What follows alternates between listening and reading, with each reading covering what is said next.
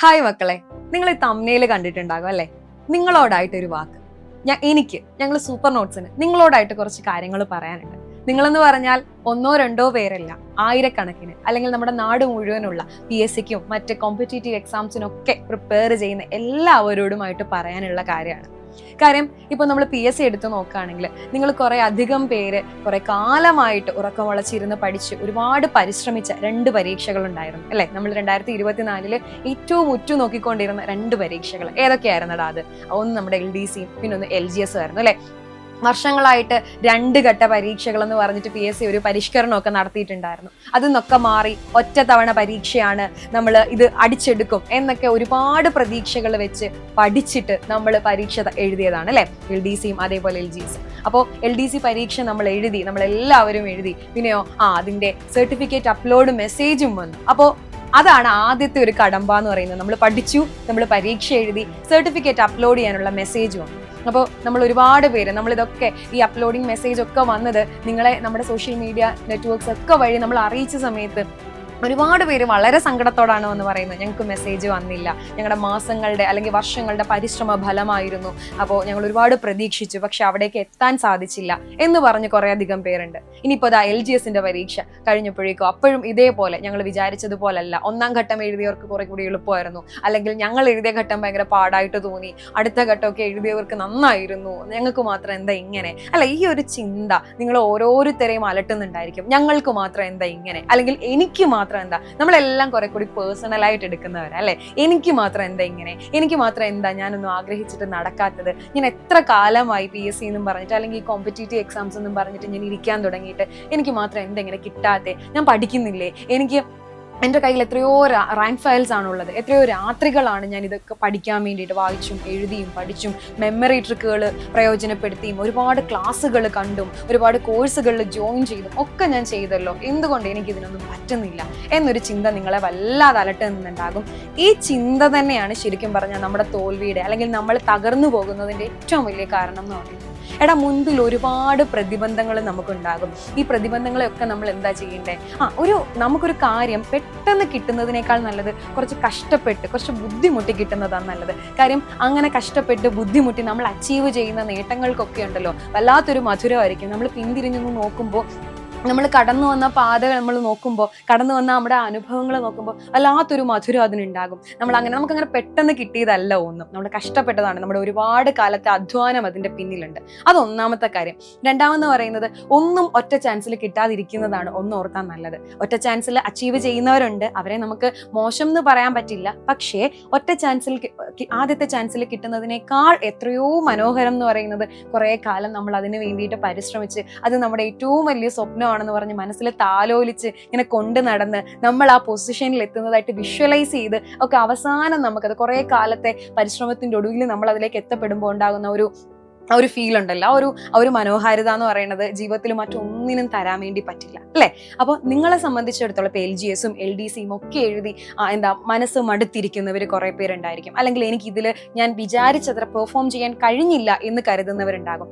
ഇനി അതൊന്നും അല്ല, ഞാൻ പെർഫോം ചെയ്തു, ഞാൻ അത് അച്ചീവ് ചെയ്തു, എനിക്ക് LDCയുടെ സർട്ടിഫിക്കറ്റ് അപ്ലോഡ് മെസ്സേജ് ഒക്കെ വന്നു, എന്നാലും എൻ്റെ ലക്ഷ്യം ഇതിൽ കൂടി കുറച്ചുകൂടി ഉയർന്ന തലമാണ്, കുറെ കൂടി ഉയർന്നൊരു ജോലി, കുറെ കൂടി ഉയർന്ന യോഗ്യതയിലുള്ള ജോലി, ഇതൊക്കെയാണ് എൻ്റെ ആഗ്രഹം എന്ന് കരുതുന്നവരൊക്കെ ഈ 3 കാറ്റഗറിയിലും പെട്ട ആൾക്കാർ നമ്മൾക്കിടയിലുണ്ട്. ഇപ്പം ഞാനും നിങ്ങളും ഒക്കെ അടങ്ങുന്ന ഈ ഒരു സമൂഹത്തിലുണ്ട്. അപ്പൊ അവരോടെല്ലാമായിട്ട് ഒരു കോമ്പറ്റേറ്റീവ് എക്സാമിന് തയ്യാറെടുക്കുന്ന എല്ലാവരോടുമായിട്ട് എനിക്ക് പറയാനുള്ള കാര്യം, 2025 എന്ന് പറയുന്ന വർഷം അല്ലെ, ഇപ്പോൾ ഈ ഡിസംബർ മാസം തന്നെ നമുക്ക് ഡിഗ്രി തല പരീക്ഷകളുടെ നോട്ടിഫിക്കേഷൻ വരും.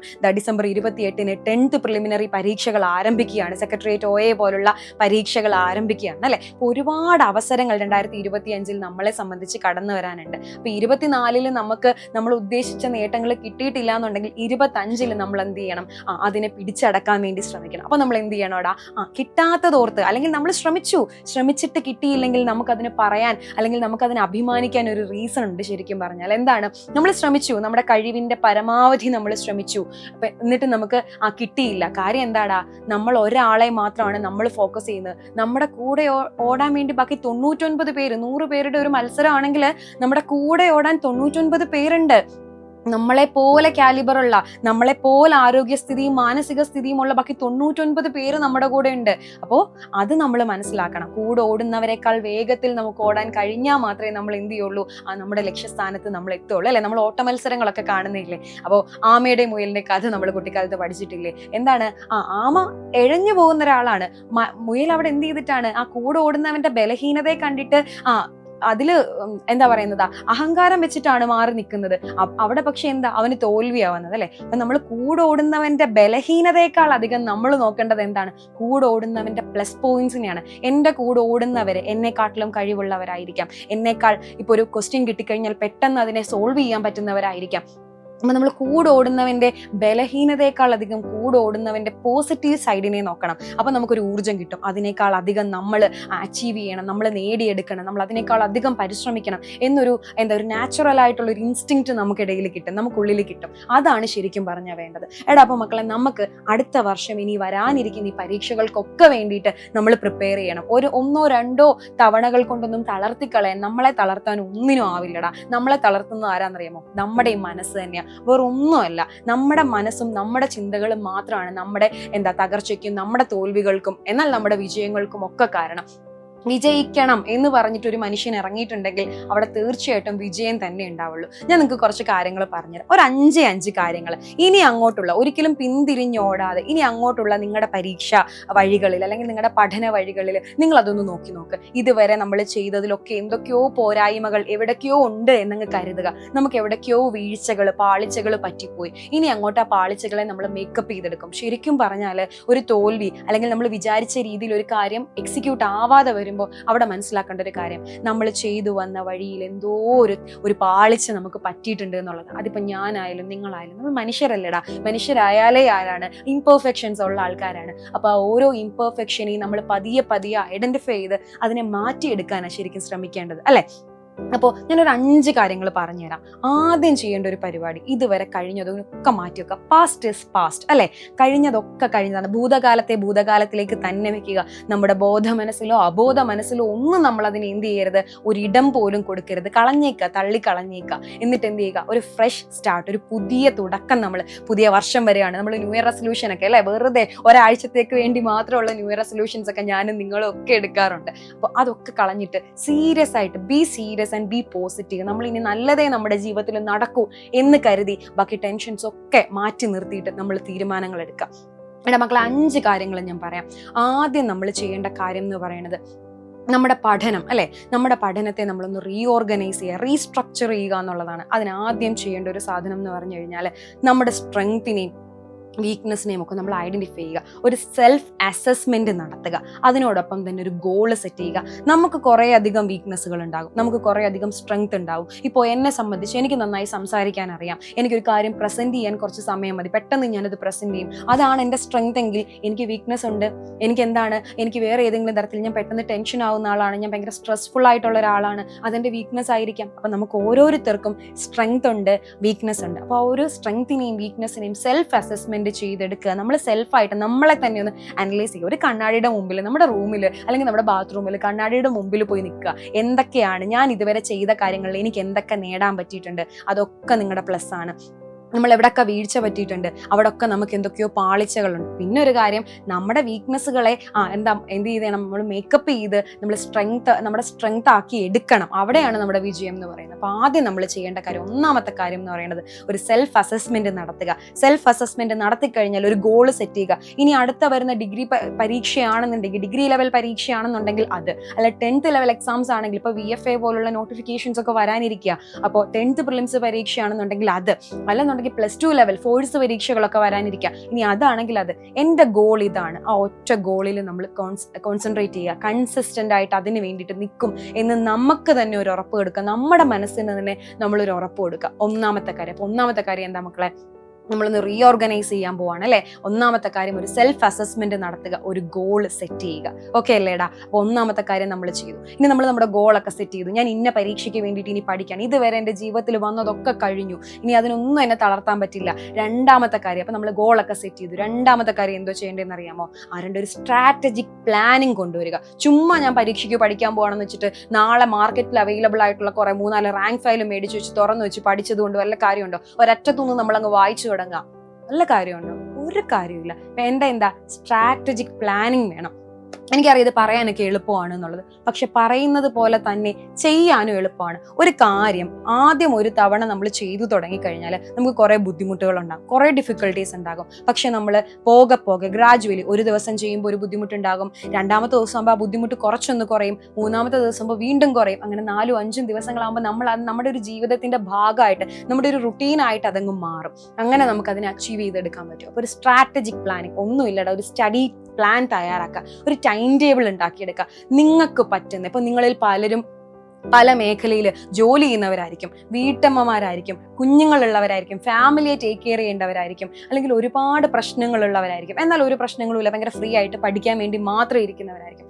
നിങ്ങളുടെ ടൈം ഏതാണ്, നിങ്ങളുടെ സൗകര്യങ്ങൾ എന്താണ്, നിങ്ങളുടെ ബലഹീനതകൾ എന്താണ്, നിങ്ങളുടെ പോരായ്മകൾ. നിങ്ങൾക്ക് ഇപ്പോൾ മാത്സ് പഠിക്കാൻ എളുപ്പമുള്ളവരുണ്ടാകും, എന്നാൽ മാത്സ് പഠിക്കാൻ വീക്കായിട്ടുള്ളവരുണ്ടാകും, സയൻസ് വിഷയങ്ങൾ ഇഷ്ടമുള്ളവരുണ്ടാകും, എന്നാൽ മലയാളം ഇഷ്ടമില്ലാത്തവരുണ്ടാകും. അങ്ങനെ പല സബ്ജക്റ്റുകൾ ഇപ്പം നിങ്ങളുടെ കൺവീനിയൻസ് അനുസരിച്ച്, നിങ്ങളുടെ ടൈം അനുസരിച്ച് നിങ്ങൾക്ക് ആവശ്യമുള്ളത് നിങ്ങളെ ഒന്ന് മനസ്സിലാക്കി, അതിനാണല്ലോ നമ്മൾ ആദ്യം സെൽഫ് അസസ്മെന്റ് ചെയ്തത്. അപ്പൊ നിങ്ങളുടെ ആ ഒരു കൺവീനിയൻസ് അനുസരിച്ച് ഒരു ടൈം ടേബിൾ, ഒരു സ്റ്റഡി പ്ലാൻ തയ്യാറാക്കുക. ഇന്ന് രാവിലെ അല്ലെങ്കിൽ ഒന്നാമത്തെ ദിവസം ഡേ 1 എനിക്ക് ഇനി ഇത്ര ദിവസമാണ്, ആദ്യം സെറ്റ് ചെയ്യുക. എൻ്റെ മുമ്പിൽ ഇനി ഒരു 100 ദിവസം അല്ലെങ്കിൽ ഒരു 150 ദിവസമുണ്ട്. ഈ 150 ദിവസങ്ങൾ കൊണ്ട് ഞാൻ പഠിക്കാൻ പോവുകയാണ് അല്ലെ. ആ 150 ദിവസത്തേക്ക് ഒരു ടൈം ടേബിൾ ഉണ്ടാക്കണം. ഡേ 1 ഞാൻ ഇത് പഠിക്കും, ഞാൻ ഇത് തന്നെ പഠിക്കും, ഞാൻ അത് പഠിച്ച് കംപ്ലീറ്റ് ചെയ്യും. ആ ഒരു വാശി വെക്കണം. ആ വാശി ആരോടാ വെക്കേണ്ടതെന്ന് അറിയാമോ? നമ്മുടെ സെൽഫിനോട് തന്നെയാണ്, നമ്മുടെ മനസ്സിനോട്. നമ്മുടെ മനസ്സെന്ന് പറയുന്നത് ശരിക്കും പറഞ്ഞാൽ വലിയൊരു കള്ളനാണ് കേട്ടോ, പിടിച്ചാൽ കിട്ടാത്തൊരു കള്ളനാണ്. നമ്മളെ പറ്റിക്കുന്നത് ഏറ്റവും കൂടുതൽ നമ്മുടെ മനസ്സാണ്. അപ്പൊ ആ മനസ്സിനോട് തന്നെ, നമ്മുടെ മനസ്സിനോട് തന്നെ നമ്മൾ എന്ത് ചെയ്യുക? ഒരു വാശി വെക്കുക. ഞാൻ തോപ്പിക്കും നിന്നെ. എൻ്റെ മനസ്സ് പറയുന്നതിനേക്കാൾ അധികം ഞാൻ എൻ്റെ ശ്രമങ്ങൾ, എൻ്റെ എഫേർട്ടുകൾ കൊണ്ട് ഞാൻ നിന്നെ തോൽപ്പിക്കുമെന്ന് നമ്മളോട് തന്നെ എന്ത് ചെയ്യുക? നമ്മുടെ മടികളോട്, നമ്മുടെ ഇല്ലായ്മകളോട്, നമ്മുടെ ആധികളോട്, നമ്മുടെ വിഷമങ്ങളോട്, നമ്മുടെ പ്രാരബ്ധങ്ങളോട് എല്ലാത്തിനോടും നമ്മളൊരു വാശി വെക്കുക. അതിനൊക്കെ നമ്മൾ തോൽപ്പിക്കുക. അപ്പൊ എന്ത് ചെയ്യുക? സ്ട്രാറ്റജിക് ആയിട്ടുള്ള ഒരു പ്ലാനിങ് വെക്കുക. അതാണ് രണ്ടാമത്തെ കാര്യം. അപ്പൊ നമ്മൾ സെൽഫ് അസസ്മെന്റ് ചെയ്തു, ഗോൾ സെറ്റ് ചെയ്തു, രണ്ടാമത് നമ്മൾ ഒരു സ്ട്രാറ്റജിക് പ്ലാനിങ് ഉണ്ടാക്കിയെടുത്തു ആണല്ലോ. ഇനി മൂന്നാമത് ചെയ്യേണ്ട സാധനം എന്താണെന്നറിയോ? ടൈം എന്ന് പറയുന്ന സാധനം, സമയം അല്ലേ. Time and tide wait for no man എന്നാ പറയുന്നത്. നമുക്ക് വേണ്ടി കാത്തു നിൽക്കാത്തത് ഒന്നേ ഉള്ളടാ, സമയം എന്ന് പറയുന്നത്. ബാക്കിയുള്ളതിനെ എന്തിനേയും നമുക്ക് എന്ത് ചെയ്യാം? വീണ്ടും പിടിച്ചെടുക്കാൻ പറ്റും. സമയത്തെ നമുക്ക് പിടിക്കാൻ പറ്റുമോ? ഇല്ല. ഞാൻ ഈ പറഞ്ഞു കഴിഞ്ഞാൽ, നിങ്ങൾ ഈ വീഡിയോ കാണുന്ന സമയത്ത് ആ കഴിഞ്ഞ മൊമെന്റ് പോലും അവിടെ കഴിഞ്ഞുപോയി അല്ലേ. ഞാനിത് ഈ ഒരു വീഡിയോ നിങ്ങളിലേക്ക് എത്തിക്കുന്നത് ചിലപ്പോൾ ദിവസങ്ങൾക്ക് മുമ്പ് ഷൂട്ട് ചെയ്തിട്ടായിരിക്കാം നിങ്ങളിത് കാണുന്നത്. അപ്പോൾ ആ സമയമൊക്കെ കഴിഞ്ഞുപോയി അല്ലേ. അപ്പൊ സമയം എന്ന് പറയുന്നത് നമ്മൾ പിടിച്ചാൽ കിട്ടാത്തൊരു വസ്തുത. ഇപ്പൊ പോകുന്ന ഓരോ മൊമെന്റും നമുക്ക് തിരിച്ചു കിട്ടത്തില്ല. ഇപ്പോൾ നമ്മൾ ശ്രമിച്ചാൽ മാത്രമേ എന്ത് ചെയ്യാൻ പറ്റുള്ളൂ. നാളെ ഒരു സമയം നമുക്ക് തിരിഞ്ഞു നോക്കുമ്പോൾ നല്ലത്, എൻ്റെ എഫേർട്ടുകൾ ഞാൻ എടുത്ത എഫേർട്ടുകൾ എന്നെ എത്രത്തോളം ശക്തനാക്കി എന്ന് പറയാൻ പറ്റുള്ളൂ. അപ്പൊ സമയം ആർക്ക് വേണ്ടിയിട്ടും പിടിച്ചാൽ കിട്ടാത്തൊരു സാധനമാണ്. പണം പോലെയാണെന്ന് വേണമെങ്കിൽ നമുക്ക് പറയാം നമ്മുടെ സമയം എന്ന് പറയുന്നത്. ഇപ്പോൾ പൈസ നമ്മുടെ കയ്യിൽ ഇരിക്കുകയാണെ, എൻ്റെ കയ്യിൽ ഒരു 1000 രൂപയുണ്ട്. ഞാൻ ഈ 1000 രൂപ എൻ്റെ കയ്യിൽ ഇങ്ങനെ ചിലവാക്കാതെ വെച്ചുകൊണ്ടിരിക്കുകയാണ്. ഞാൻ ഇങ്ങനെ സേവ് ചെയ്തുകൊണ്ടിരിക്കുകയാണ്. ഞാൻ എന്ത് ചെയ്യാണ്? 1000, പിന്നെ എനിക്ക് പിന്നെ ഒരു 100 കിട്ടി, ഞാൻ പിന്നെ ഒരു 200 കിട്ടി. ഞാൻ ഇതിനെ പണത്തെ ഇങ്ങനെ കൂട്ടി വെച്ചുകൊണ്ടിരിക്കുക. എൻ്റെ കയ്യിൽ കുറേ പൈസ വന്നു. നാളെ ആ പൈസ വെച്ച് എനിക്ക് വലിയ ആവശ്യം നടത്താം എന്ന് ഞാൻ വിചാരിക്കുക. പക്ഷെ ഞാൻ എന്ത് ചെയ്യാണ്? എൻ്റെ കയ്യിൽ 1000 രൂപയുണ്ട്. 1000 രൂപ, ഇനിയിപ്പോൾ 1000 രൂപയ്ക്ക് എന്ത് കിട്ടാനാ എന്ന് വെച്ചിട്ട് ഞാൻ ലാവിഷായിട്ട് അതിനെ ചെലാക്കി കളയാണ്. എന്ന് വെച്ചേ പിന്നെ എൻ്റെ കയ്യിൽ ഒരു ആവശ്യം വന്നപ്പോൾ പണം ഉണ്ടോ? ഇല്ല. അപ്പൊ പണം പോലെ നമ്മൾ മൂല്യവത്താണെന്ന് കരുതുന്ന, ചെലവാക്കിയാൽ പെട്ടെന്ന് ഇല്ലാണ്ടായി പോകുന്ന ഒരു മാന്ത്രിക ശക്തിയുള്ള ഒരു സംഭവമാണ് നമ്മുടെ ടൈം എന്ന് പറയുന്നത്. അപ്പൊ ടൈം മാനേജ് ചെയ്യുക. ഇത്ര സമയം കൊണ്ട് ഞാൻ ഇന്നത്തെ ദിവസം ഡേ 1 ഇന്ന ദിവസം പഠിക്കും, ഇത്ര സമയം കൊണ്ട് ഞാൻ ഈ ടോപ്പിക്ക് തീർക്കും. പിന്നെ ഒരു ദിവസം എൻ്റെ ടൈം ടേബിൾ, നമ്മൾ ടൈം ടേബിൾ ഉണ്ടാക്കില്ലേ, ആ ടൈം ടേബിളിൽ ഈ ദിവസം ഞാൻ ഇത്ര നേരം പഠിക്കും. നമുക്കേ അറിയുള്ളൂ. ഇപ്പൊ ഡേ 1 തിങ്കളാഴ്ചയാണ്, ജോലിക്ക് പോകേണ്ട ദിവസമായിരിക്കും. രാവിലെ 10 മണി തൊട്ട് വൈകിട്ട് 5 മണി വരെ, 6 മണി വരെ നമ്മൾ ജോലിയിലായിരിക്കും.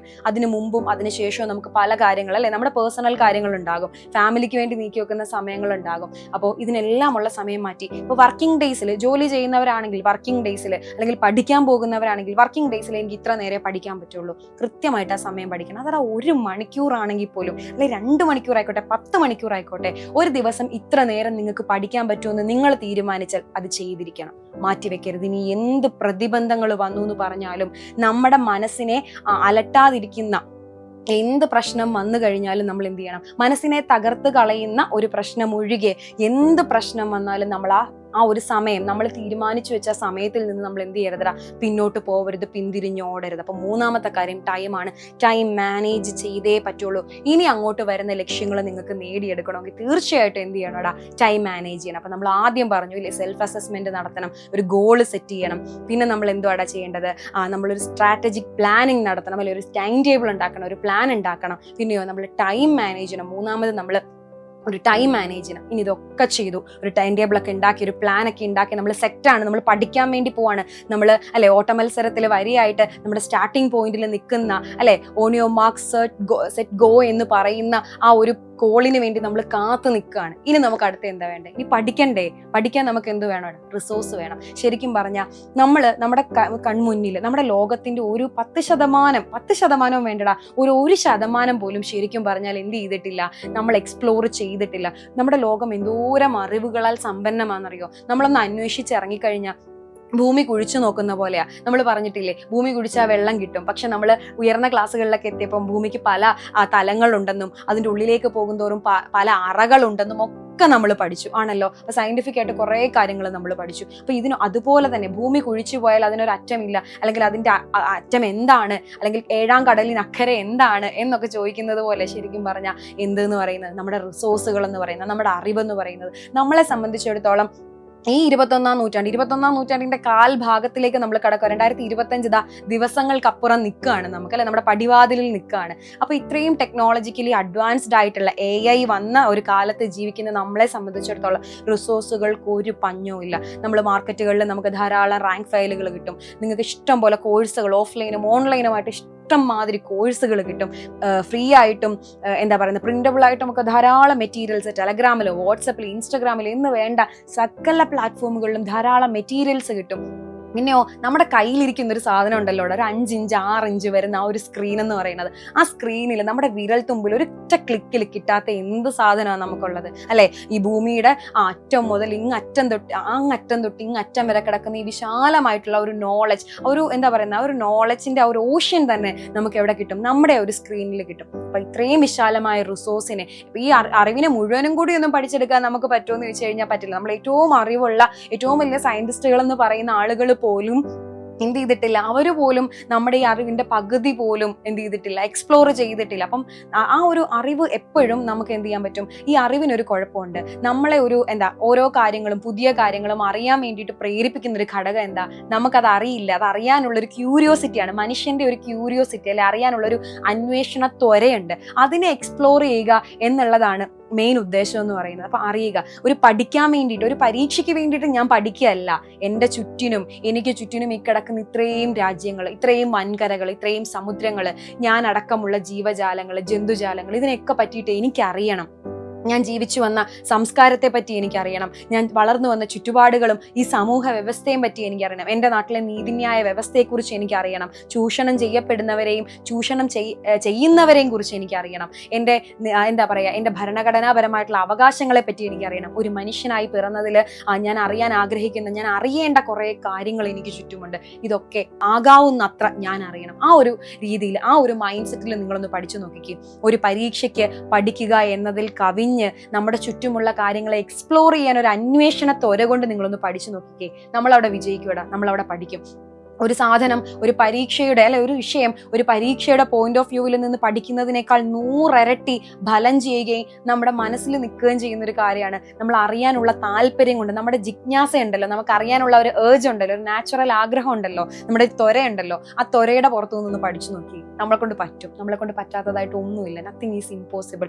എപ്പോഴും നമ്മൾ പറയില്ലേ, മനുഷ്യ സാധ്യമായത് എന്തും നമുക്ക് പറ്റും. ഈ ഭൂമിയിൽ അതൊക്കെ ഉള്ളടാ, മനുഷ്യ സാധ്യമായതെല്ലാം. ഈ AI എന്ന് പറയുന്ന കണ്ടുപിടുത്തം ഉണ്ടാകുമെന്ന് നമ്മൾ പ്രതീക്ഷിച്ചോ? ഇല്ല. ഇല്ലേ, നമ്മുടെ സർവമാന രംഗങ്ങളിലും റോബോട്ടിക്സ് വരുമെന്ന് നമ്മൾ പ്രതീക്ഷിച്ചോ? പണ്ട് എന്തിരൻ എന്ന് പറയുന്ന ഒരു സിനിമയിൽ ഇതിന്റെ ചെറിയ ആ ഒരു ഭാഗം നമ്മൾ കണ്ടപ്പോൾ നമ്മൾ പ്രതീക്ഷിച്ചോ? വർഷങ്ങൾക്കിപ്പുറം അല്ലെ, എന്തിരൻ ഇറങ്ങിയിട്ട് എത്ര കാലമായി, അപ്പോൾ ഈ വർഷങ്ങൾക്കിപ്പുറം ഈ ഒരു ടെക്നോളജി നമ്മുടെ നാട്ടിൽ വരും, റോബോട്ടിക്സ് നമ്മുടെ എല്ലാ രംഗങ്ങളും കീഴടക്കും എന്ന് നമ്മൾ കരുതി? ഇല്ല. അപ്പൊ നമുക്ക് എന്ത് പറ്റും? നമ്മൾ അറിയാൻ ആഗ്രഹിച്ചാൽ നമ്മൾ ചെയ്യും, നമ്മൾ പഠിക്കും. എന്താ, ഒരു സിനിമാ പാട്ട് വന്നു, നമ്മൾ പഠിക്കില്ലടാ, 2 തവണ കേട്ടാൽ മതി, നമ്മളത് മൂളിക്കൊണ്ട് നടക്കും. അത്രയും കാര്യമുള്ളൂ അല്ലെ. അപ്പം നിങ്ങൾ എന്താ ചെയ്യേണ്ടത്? റിസോഴ്സ് സെലക്ട് ചെയ്യുക, അതിനെ മാക്സിമം യൂട്ടിലൈസ് ചെയ്യുക. നമ്മുടെ മുമ്പിലുള്ള അറിവിനെ, ഈ വിശാലമായ ലോകത്തുള്ള അറിവിനെ ഇഷ്ടത്തോടെ ആഗ്രഹത്തോടെ പഠിക്കുക എന്നുള്ളതിനേക്കാൾ കവിഞ്ഞ് അറിയാൻ വേണ്ടിയിട്ട് അല്ലെ, നമുക്കിതിനെ അറിയണം, നമുക്കതിനെ ഉള്ളിലേക്ക് എടുക്കണം, എനിക്കിതിനെ പറ്റിയൊക്കെ അറിയണം എന്നുള്ളൊരു താല്പര്യത്തോടൊന്ന് പഠിച്ചു നോക്ക്. നടക്കുമെന്നേ, കാര്യം നടക്കും. ഞാനാ പറയുന്നത്. നടന്നിട്ടില്ലെങ്കിൽ നിങ്ങൾ എന്നോട് പറ. അപ്പോൾ 3-ാമത്തെ കാര്യം നമ്മൾ പറഞ്ഞു അല്ലേ, നമ്മൾ ടൈം മാനേജ് ചെയ്തു. 4-ാമത് നമ്മൾ റിസോഴ്സിനെ സെലക്ട് ചെയ്തു, നമ്മൾ അതിനെ യൂട്ടിലൈസ് ചെയ്തു. ഇനി നമ്മൾ പഠിച്ചു, നമ്മൾ ടൈം ടേബിൾ തയ്യാറാക്കി, ഒക്കെ നമ്മൾ സെറ്റ് ചെയ്തു. ഏറ്റവും ഒടുവിലായിട്ട് നമ്മൾ ശ്രദ്ധിക്കേണ്ട ഒരു കാര്യമുണ്ട്. എന്താണെന്നറിയാമോ? ഇതൊക്കെ നമുക്ക് നേടണമെങ്കിൽ നമ്മൾ എന്തായിരിക്കണോടാ? നമ്മൾ സ്ട്രോങ് ആയിട്ടിരിക്കണം. അത് മെന്റലിയും ഫിസിക്കലിയും, നമ്മുടെ മാനസികവും ശാരീരികവുമായിട്ടുള്ള ആരോഗ്യം ഏറ്റവും പ്രധാനപ്പെട്ടതാ. എന്ത് ചെയ്യണം? അതിന് ഏറ്റവും സന്തോഷമായിട്ടിരിക്കാം. നമുക്ക് അൺവാണ്ടഡ് ആയിട്ടുള്ള ചിന്തകളൊക്കെ നമ്മുടെ മനസ്സിൽ നിന്ന് ഒഴിവാക്കുക. അതൊന്നും ഒരു പരിധി വരെ സാധിക്കില്ല. കാരണം നമ്മൾ മനുഷ്യരാണ് അല്ലെ, നമ്മൾ സാമൂഹിക ജീവിയാണ്, നമ്മളൊരു കുടുംബത്തിലെ അംഗമാണ്.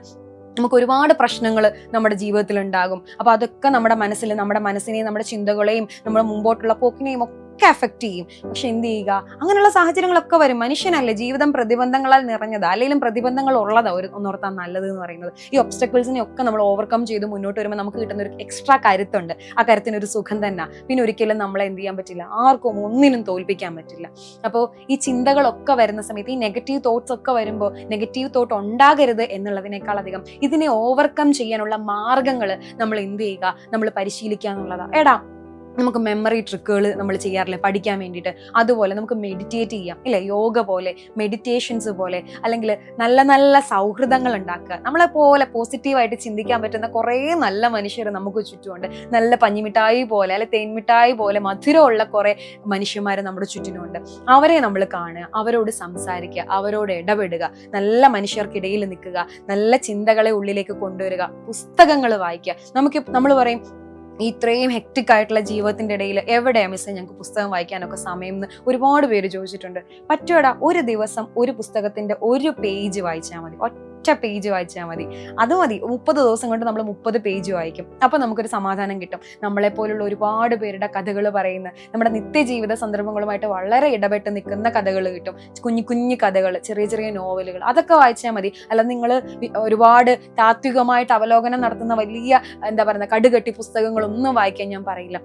നമുക്ക് മനസ്സമാധാനം കിട്ടാൻ, നമ്മുടെ മൈൻഡിനെ ഒന്ന് ഫോക്കസ്ഡ് ആക്കി നിർത്താൻ പുസ്തക വായന ഏറ്റവും നല്ലതാണ്. പിന്നെ ഇഷ്ടമുള്ള കാര്യങ്ങൾ ചെയ്യുക. ഇപ്പോൾ വ്യായാമം ചെയ്യുക, ജോഗിങ്ങിന് പോവുക, യോഗ ചെയ്യുക, മെഡിറ്റേറ്റ് ചെയ്യുക, ഇഷ്ടമുള്ള ആളുകളോട്, ഇപ്പോൾ കുടുംബം ആയിക്കോട്ടെ, കൂട്ടുകാരായിക്കോട്ടെ, ഇവരോടൊക്കെ സംസാരിക്കുക. നമുക്ക് നല്ല ചിന്തകൾ, പോസിറ്റീവ് വൈബ് നമ്മുടെ മുമ്പിലോട്ട് കിട്ടുന്ന, അല്ലെ നമ്മൾ വൈബ് എന്നാണ് പറയുന്നത്, നമ്മുടെ പോസിറ്റീവ് വൈബ് നമുക്ക് അങ്ങോട്ട് കിട്ടുന്നവരോട് നമ്മൾ അങ്ങോട്ട് സംസാരിക്കുക. പിന്നെയോ, ഈ പറയുന്ന കേട്ടിട്ടുണ്ട്, നമ്മൾ UPSC ഒക്കെ പോലെ വലിയ കോമ്പറ്റേറ്റീവ് എക്സാംസിനൊക്കെ പ്രിപ്പയർ ചെയ്യുന്നവർ, ഞാൻ 10 മണിക്കൂർ ഡെയിലി പഠിക്കുമായിരുന്നു, ഞാൻ ഒരു വർഷം ഞാൻ ആരോട് സംസാരിച്ചില്ല, ഞാൻ സിനിമയ്ക്ക് പോയില്ല എന്നൊക്കെ പറയും. ശരിക്കും പറഞ്ഞാൽ അതിൻ്റെയൊക്കെ ആവശ്യമുണ്ടോ? എൻ്റെ കോൺസെപ്റ്റാണ് ഞാൻ പറയുന്നത്, ഞാൻ എക്സ്പീരിയൻസ് ചെയ്ത് എൻ്റെ കോൺസെപ്റ്റാണ് പറയുന്നത്. നമ്മളൊരു സോഷ്യൽ ബീയിങ്ങാണ്, നമ്മളൊരു സമൂഹ ജീവി. ഒരിക്കലും സൊസൈറ്റിയിൽ നിന്നൊരു പിന്തിരിഞ്ഞോടൽ നമുക്ക് സാധ്യമല്ല.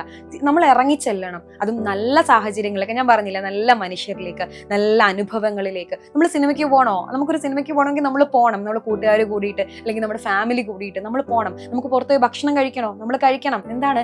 നമ്മൾ ഓൾറെഡി ഒരു സ്ട്രെസ്ഫുൾ ആയിട്ടുള്ള, നമുക്ക് ജോലിയുടെ സ്ട്രെസ് കാണും, അതിൻ്റെ ഇടയിൽ പഠിക്കുന്നതിൻ്റെ സ്ട്രെസ് കാണും, ഇതിൻ്റെ ഇടയിൽ ഒരു നമ്മളെ ഒന്ന് ഫ്രീ ആക്കി നിർത്തുന്ന, എൻഗേജ്ഡ് ആക്കി നിർത്തുന്ന മറ്റ് ആക്ടിവിറ്റീസ് ഉണ്ടെങ്കിൽ തീർച്ചയായിട്ടും നമ്മൾ ചെയ്യണോടാ. അപ്പൊ നമ്മൾ അങ്ങനെ നമ്മുടെ ഫിസിക്കലി മെന്റലിയുമുള്ള ഹെൽത്തിനെ നമ്മൾ റിട്ടൈൻ ചെയ്യണം, നമ്മൾ നിലനിർത്തണം അല്ലെ. നല്ല ഭക്ഷണം കഴിക്കണം, ധാരാളം വെള്ളം കുടിക്കണം അല്ലെ. നമ്മൾ ഫിസിക്കലി നമ്മൾ ഹൈഡ്രേറ്റഡ് ആയിട്ട് നമ്മൾ ആക്റ്റീവായിട്ട് നമ്മൾ ഇരിക്കണം അല്ലെ.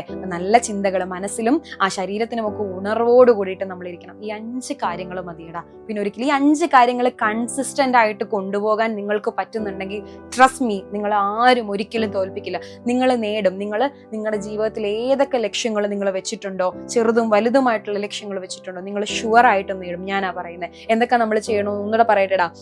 ഈ 5 കാര്യങ്ങൾ നമ്മൾ ചെയ്താൽ മതി. ഒന്ന്, നമ്മൾ ചെയ്യേണ്ടത് നമ്മുടെ സ്ട്രെങ്ത്തിനെയും വീക്ക്നെസ്സിനെയും ഒക്കെ നമ്മൾ ഐഡന്റിഫൈ ചെയ്യുക എന്നുള്ളത്. നമ്മൾ സെൽഫ് അസസ്മെന്റ് ചെയ്യുക, നമ്മളൊരു ഗോള് സെറ്റ് ചെയ്യുക. പിന്നെയോ ഒരു പ്ലാൻ നമ്മൾ ഉണ്ടാക്കിയെടുക്കുക. മൂന്നാമത് നമ്മൾ എന്താടാ ചെയ്യേണ്ടത്? നമ്മുടെ ടൈമിനെ മാനേജ് ചെയ്യുക അല്ലെ. നമുക്കറിയത്തേ ഉള്ളൂ നമ്മുടെ സമയം എങ്ങനെയാണ് പൊക്കോണ്ടിരിക്കുന്നത്. നമ്മുടെ ടൈമിനെ നമ്മളൊന്ന് മാനേജ് ചെയ്യുക, ഒന്ന് ഓർഗനൈസ് ചെയ്ത് വെക്കുക. നാലാമത് നമ്മൾ എന്ത് ചെയ്യുക? ആനന്ദ വിശാലമായി കിടക്കുന്ന ഈ അറിവിന്റെ വലിയൊരു ഭണ്ഡാരം നമുക്ക് മുമ്പിലുണ്ട്. ആ അറിവിനെ, നമുക്ക് വേണ്ട അറിവിനെ നമ്മൾ ഉള്ളിലോട്ട് എടുക്കുക അല്ലെ. നമ്മൾ റിസോഴ്സ് സെലക്ട് ചെയ്യുക, അതിനെ യൂട്ടിലൈസ് ചെയ്യുക. ഏറ്റവും ഒടുവിലായിട്ട് നമ്മുടെ ഫിസിക്കൽ, മെന്റൽ ആ ഒരു വെൽബീയിങ്ങിനെ, ഒരു ഹെൽത്തിനെ നമ്മൾ എന്ത് ചെയ്യുക? റിട്ടൈൻ ചെയ്യുക, ടേക്ക് കെയർ ചെയ്യുക എന്നുള്ളത്. ഈ 5 കാര്യങ്ങൾ മതിയടാ. ഈ 5 കാര്യങ്ങൾ കൺസിസ്റ്റന്റ് ആയിട്ട് അല്ലെ. കൺസിസ്റ്റൻസി ഈസ് ദ കീ എന്നാണ് ഞാൻ ഒടുവിൽ പറയാൻ വെച്ചിരുന്ന കാര്യം. അത് കൺസിസ്റ്റൻസി ഈസ് ദ കീ എന്നാണ് പറയുന്നത്. തുടർച്ചയോട് കൂടിയിട്ട് കണ്ടിന്യൂസ് ആയിട്ട് ഒരു ഒരു തട്ടുകേടുകളും അതിൽ വരാതെ, ഒരു തടസ്സവും ഒരു മുറിഞ്ഞു പോകലുകളും വരാതെ ഇതിനെ ഒന്ന് കൊണ്ടുപോകാൻ നിങ്ങൾക്ക് സാധിക്കുന്നുണ്ടെങ്കിൽ നിങ്ങൾ പിന്നെ അടിപൊളിയായിരിക്കും മക്കളെ. സൂപ്പർ ആയിരിക്കും. നിങ്ങളെ വേറെ ആർക്കും തോപ്പിക്കാൻ പറ്റില്ലടാ. വേറെ ഒരു മനുഷ്യന് നിങ്ങളുടെ മുമ്പിൽ മാറി നിൽക്ക് എന്ന് നിങ്ങളോട് പറയാൻ പറ്റില്ല. ഈ 5 കാര്യങ്ങൾ കൺസിസ്റ്റന്റ് ആയിട്ട്. ഇപ്പൊ ഇന്ന് ഞാൻ പഠിച്ചു, നാളെ പഠിക്കാൻ എനിക്ക് മടിയാ, പറ്റൂല, പഠിച്ചേ പറ്റുള്ളൂ അല്ലെ. എനിക്ക് പഠിക്കണം, ഇത് എന്റെ ആവശ്യമാണ്. അല്ലെങ്കിൽ ഇന്ന കാര്യം, എനിക്കിന്ന് മെഡിറ്റേഷൻ ചെയ്യണം, എനിക്കിന്ന് ജോഗിങ്ങിന് പോകണം, എനിക്ക് ഇന്ന് എൻ്റെ കാര്യങ്ങൾ ചെയ്യണം എന്ന് നമ്മൾ വിചാരിച്ചാൽ നമ്മളെ കൊണ്ട് പറ്റും. അപ്പൊ കൺസിസ്റ്റന്റ് ആയിരിക്കുക. നമ്മുടെ മടിയുടെ ഏറ്റവും വലിയ കാരണം മറ്റൊന്നും അല്ല മക്കളെ, നമ്മൾ തന്നെയാണ്. നമ്മൾ അതുകൊണ്ട് ചെയ്തു, ഇതുകൊണ്ട് ചെയ്തു എന്നൊക്കെ പറഞ്ഞിട്ട് നമ്മൾ കുറേ ന്യായീകരണങ്ങൾ നടത്തും. അപ്പോൾ അതിനൊക്കെ അപ്പുറം നമ്മുടെ മടിയുടെ ഏറ്റവും വലിയ കാരണം നമ്മൾ തന്നെ. അപ്പൊ കൺസിസ്റ്റൻസി ഈസ് ദ കീ എന്ന്. അപ്പൊ നന്നായിട്ട് ഈ പറഞ്ഞ 5 കാര്യങ്ങൾ നിങ്ങളുടെ ജീവിതത്തിൽ ഒരു മാസം ഒന്ന് പ്രാബല്യത്തിൽ വരുത്തി നോക്കിക്കേ. 10 20 ദിവസങ്ങൾ അല്ലെങ്കിൽ 2 ആഴ്ചയ്ക്ക് അപ്പുറം നിൽക്കുന്ന 2025 വളരെ പോസിറ്റീവ് കൂടിയിട്ട്, പോസിറ്റീവ് ആയിട്ടുള്ള മൈൻഡോട് കൂടിയിട്ട് നമുക്ക് സ്വാഗതം ചെയ്യാം. അടുത്ത വർഷം നിങ്ങളുടേതായിട്ട് മാറട്ടെ. എങ്ങും പ്രകാശം പരക്കട്ടെ. നമുക്കൊരു നല്ല നാളെ ഉണ്ടാവട്ടെ. നമുക്ക് വീണ്ടും കാണാടാ.